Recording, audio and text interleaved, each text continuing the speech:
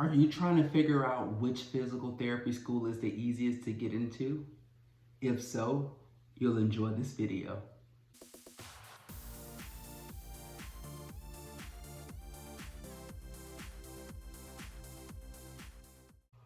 Welcome back, YouTube. My name is Ladarius Woods, and I'm one of the co-founders of Admissions Highway, a company whose number one mission is to help pre-PTs and prospective applicants live out their dream of becoming a physical therapist. If that's you, a pre-PT or prospective applicant, please consider subscribing to our YouTube page. On today, I want to talk to you about the easiest school to apply to. So let me just get into it. The easiest program to get into is, it depends. So unfortunately, there's no easy answer to this question. There's some of you that may apply to school A and that school is easier for you compared to if you applied to school B and that school is easier for you. Really, the key about getting accepted into a physical therapy program is actually applying to the correct school.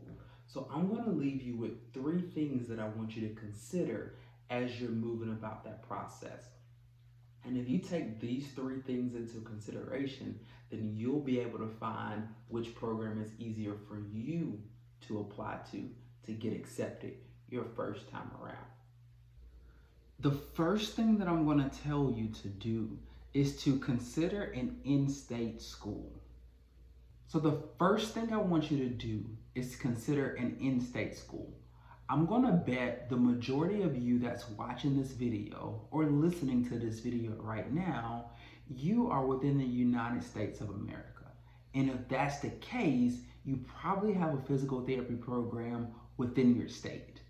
And if you peel back some of those onion layers, what you'll find is your in-state schools, they're actually more likely to accept you because they usually get some sort of pat on the back or perk for accepting in-state applicants. With that being said, that's usually public institutions and not private institutions. So your first thing you want to look at is a public institution in state. Now, if you need a little bit of assistance trying to figure out whether your school is a public school or a private school, do yourself a favor and reach out to us at www.admissionshighway.com and we'll help guide you to kind of figure out which schools that are in your state that are public compared to which schools in your state that are private. The second thing that I'm going to tell you to do is to consider a school that admits nearly 100 applicants a year. And we have multiple programs that are doing that.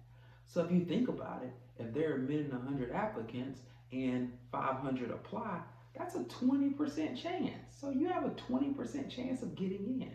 So you want to apply to programs that are admitting a lot of applicants.